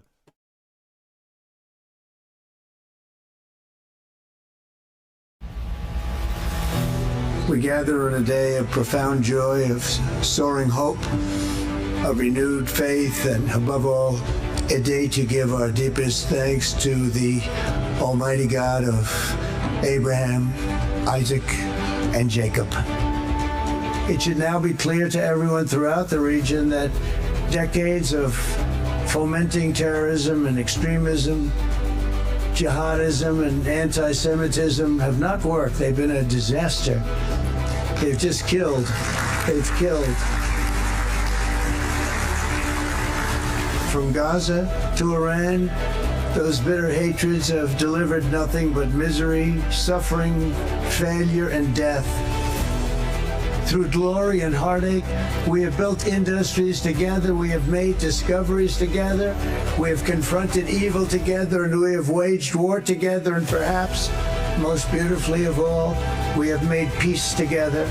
And this week, against all odds, we have done the impossible and brought our hostages home. The God who once dwelled among his people in this city still calls us, in the words of Scripture, the turn from evil and do good Together we've shown that peace is not just a hope that we can dream about, it's a reality. It's an incredible triumph for Israel and the world to have all of these nations working together as partners in peace. This is the day that people across the region and around the world have been working, striving, hoping, and praying for. With the historic agreement we've just signed, those prayers of millions have finally been answered. Neat little 2-minute summary of his speech and overlay of pretty nice footage. Got some solid footage there. Kind of jealous. I'd love to have that job, man. Dude, send me out there. I'd do it. I'd do it in a heartbeat. No idea how to go about getting that, but I knew I'd do it. Kash Patel yesterday announcing $15 billion in Bitcoin seized. Quite a bit. One of the biggest financial fraud takedowns ever, a global criminal network built on forced labor, money laundering, and deception. Yikes. Pig butchering bust? I assume that's a euphemism. What is this? What is pig butchering?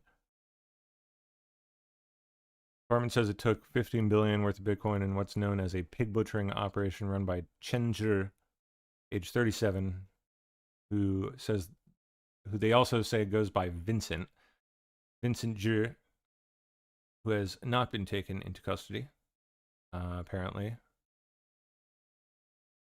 Runs the Prince Group operation in Cambodia.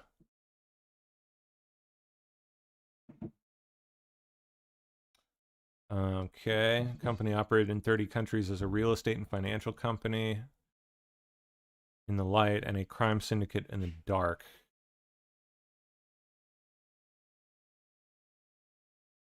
Allegedly forced an untold number of employees to contact unwitting victims electronically with promises to grow their net worth if they handed over Bitcoin. The victims never received payments. Who would be that dumb? What?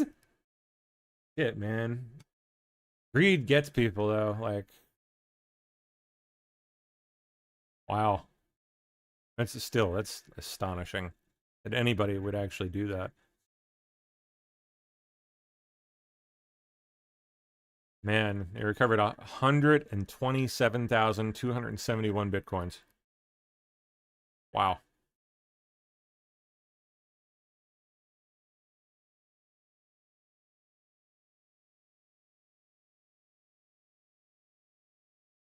Of the fact that... More Katanji?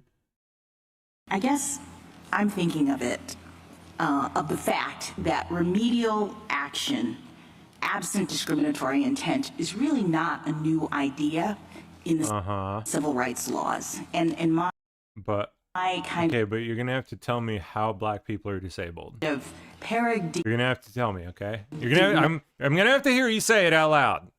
Example of this is something like the ADA.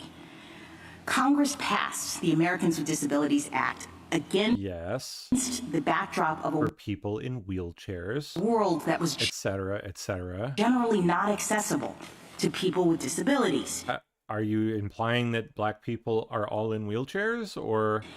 And so it what are you getting at? Was discriminatory in effect because these folks were not able to access these buildings, and it because why? Didn't matter whether the person who built the building or the person who owned the building intended for did it have an built-in anti-black detector or something? Them to be exclusionary. Some strange old technology that I've never heard of? That's irrelevant. Congress said the facility it shuts out black people automatically? Like, what are we talking here? These have to be made equally open to people with disabilities if readily possible. I guess I don't understand why that's not what's happening here. The idea in Section 2 is that we are responding to current day manifestations of past and present decisions that disadvantage minorities and make it so that they don't have equal access to the voting system, right? They're disabled. In fact, we use the word disabled. Okay, yes. How? Okay. How? They're disabled because... In Milligan, we say that's a way in which you see that these processes are not equally open. All we get is word salad. That's all we get. No explanation, but here's a word salad. Compliments of Supreme Court Justice Ketanji Brown Jackson. Ah, yes. Best of the best. All right. What are we down to? 10 minutes. We got 10 minutes left here. What can we find in our last few? Let's see what we can see. What's going on in Maple Leaf Land? Have poured billions of dollars into Stellantis, and we want to make sure that they get all that money back if the company is moving jobs out of this country. Why would the Liberals allow a company that's getting billions of tax dollars, supposedly to create jobs, take those jobs to the U.S.? It sounds like another disastrous Liberal boondoggle. And Mark Carney, it's time for you to keep your promise to those workers. You said you'd negotiate a win. You said you'd have a deal by the 21st. You said you'd save. Wah, wah.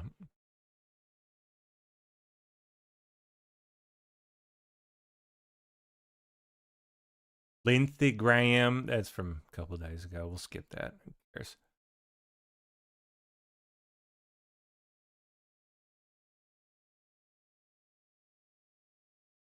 Boring, boring, boring, boring. Let's see. Where can we go in our last few here? Try. See the headlines over here. Are we in for a sustained trade war with China? Well, oh, you are we in for? In for? In for? Have you been living under a rock? Oh, you're in one now. Look, we have you idiot. 100. What do you think we're in now? Like what? Tariffs. How do these people get jobs? We would be exposed as being a nothing. We would have no defense.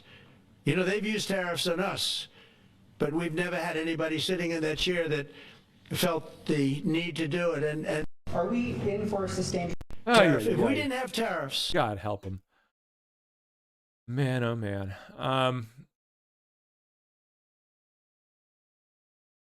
NTSB rules the Titan submarine implosion. Remember that? Those people that died. Caused by critical carbon fiber hull failure from repeated dives and OceanGate's inadequate engineering process.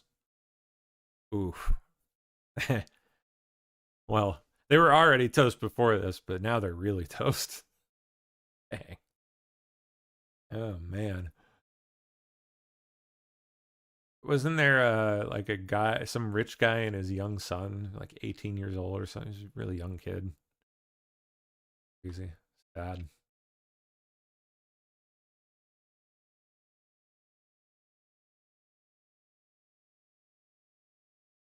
Italy stops extradition of Nord Stream suspect to Germany. What?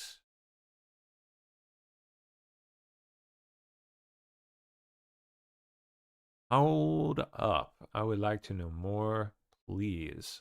Tell me more, please.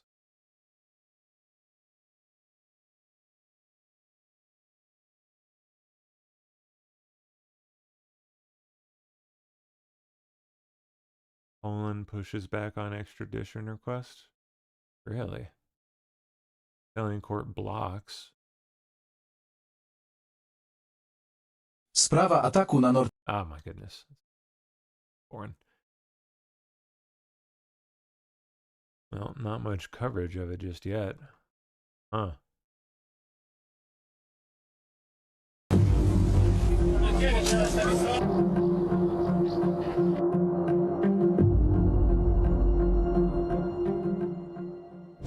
3 years since the Nord Stream sabotage that crippled Europe's energy supply routes, investigators have confirmed a major breakthrough. A Ukrainian national has been arrested in Italy on suspicion of direct involvement in the blast. Of course. This is a month ago. So they want to hold on to him for some reason.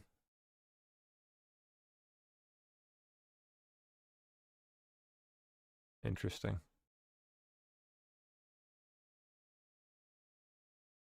Ukraine's Minister of Defense Denis Shmyhal asks NATO partners to dedicate no less than 0.25% of their GDP to military support for Ukraine, to pay roughly half of Ukraine's $120 billion of defense needs in 2026. Oh my gosh. I would also like to add a few words on our overall defense needs for 2026. We estimate them at $120 billion. Ukraine will cover half, 60 billion, from our national resources. We are asking partners to join us in covering the other half. The most effective path to meet this need is for our European and non-European partners to dedicate no less than 0.25% of their GDP to military support for Ukraine. If the $60 billion target is out of reach for Europe, for non-European partners, then the only remaining solution is a loan backed by frozen Russian assets, so it can be used to fund Ukraine's armed forces and their requirements.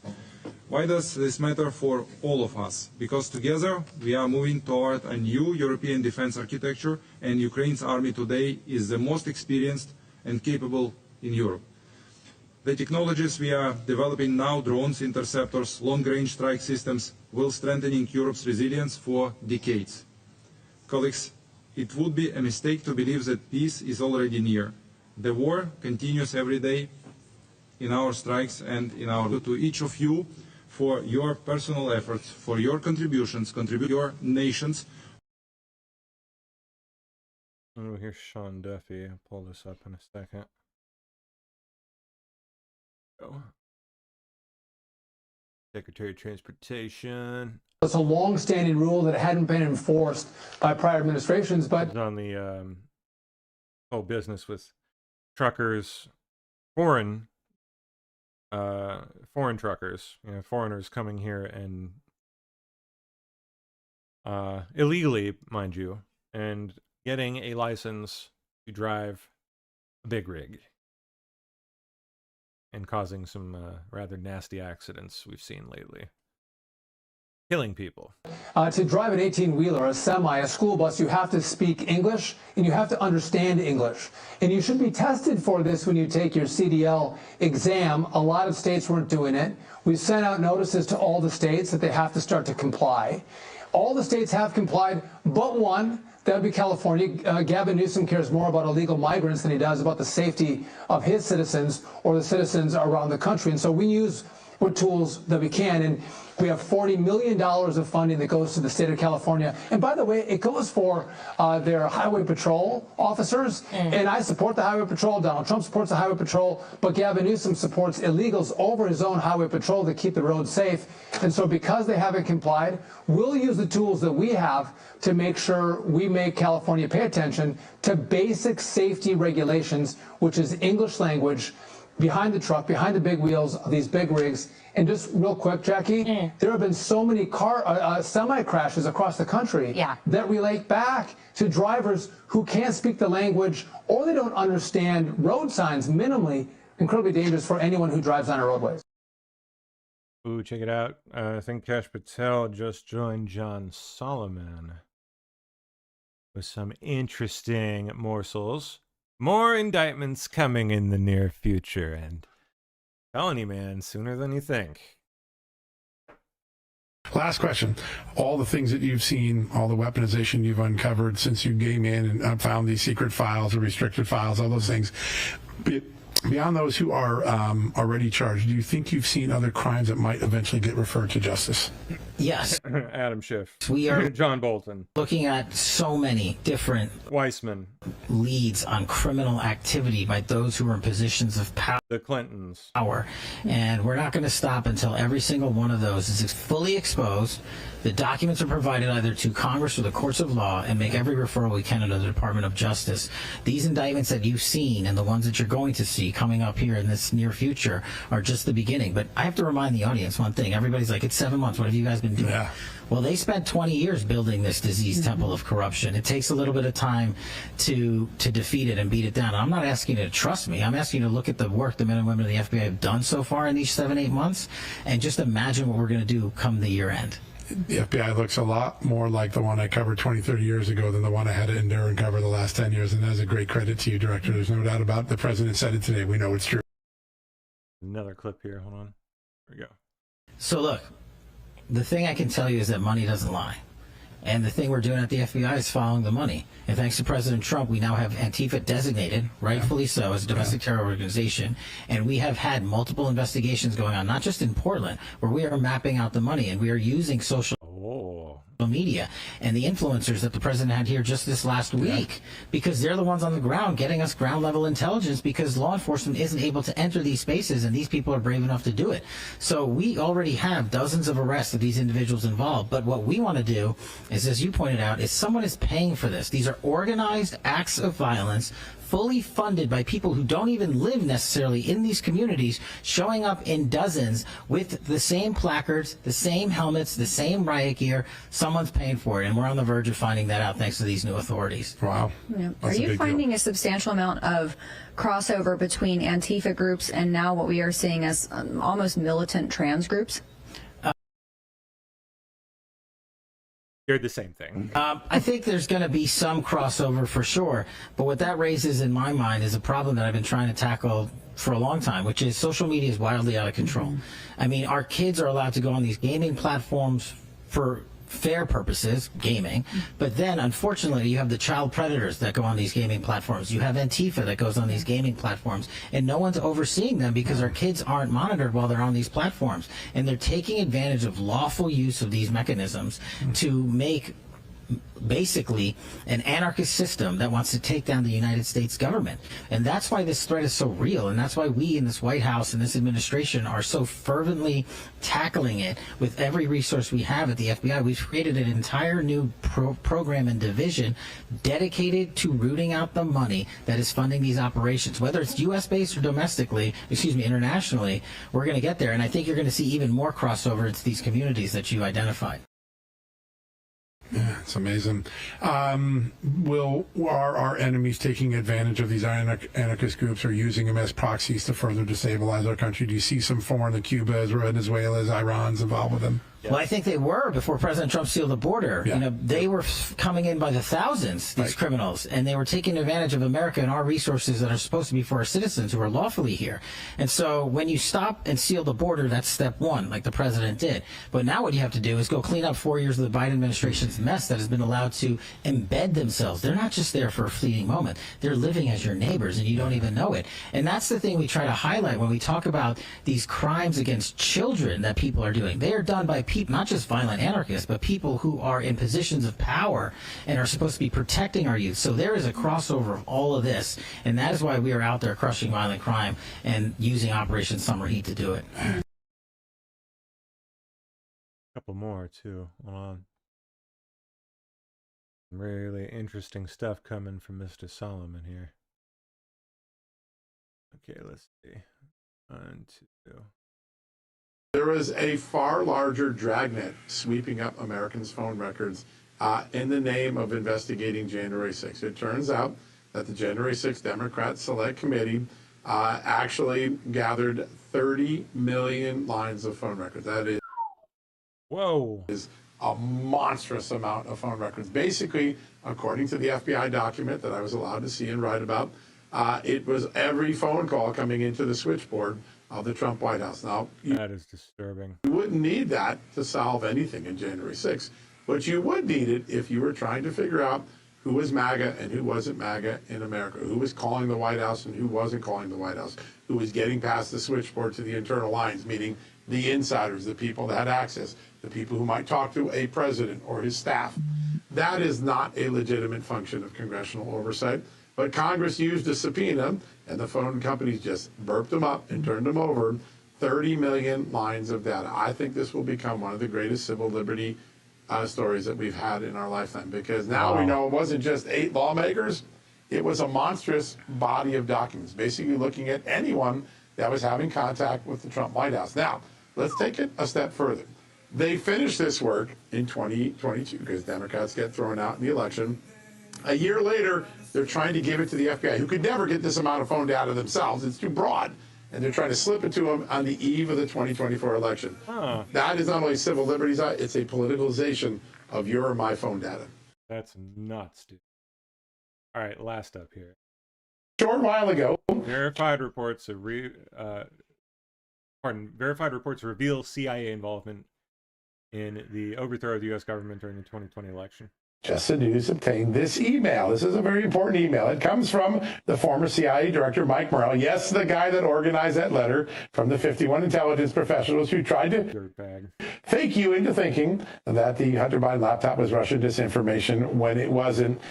It is between him and John Brennan, one of the signatories. You know who John Brennan is? He was Obama's CIA director, right? He's the guy that told Obama, hey, Hillary Clinton is doing a dirty trick on Donald Trump called Russia collusion. Well, this is just before the presidential debate between Donald Trump and Joe Biden. Hunter Biden's laptop is flinging out there. This is what Mike Morrell, former CIA director, tells his successor, John Brennan. Hey, sign this letter because I'm, quote, trying to give the campaign, particularly during the debate on Thursday, a talking point to push back on Trump on this issue. A man with a security clearance, a man with the title of CIA director, knew that he wasn't creating an intelligence product, a mere civic duty with 51 people. He was trying to create a political moment. Damning evidence. We'll try to find out if Congress has this letter, but this is a very important piece. It is the ultimate proof that what went out on that letter was a political dirty trick coordinated with the Biden campaign. Cool. There we go. Well, that's all I got. I'm out. Got a material, so